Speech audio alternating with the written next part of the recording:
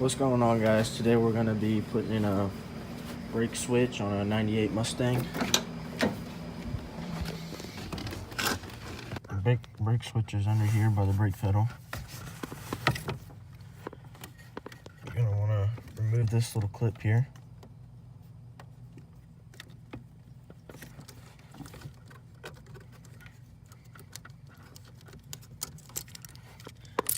Then over here, there's a clip that holds it on.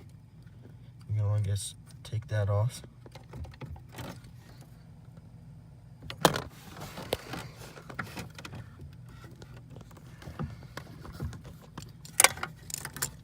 Then this should just slide off of there, just like that.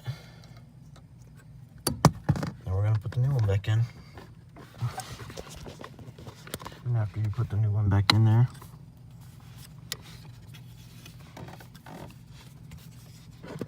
you're going to want to put that clip back in. You can now plug it back in. And then that's how you change the brake pedal switch.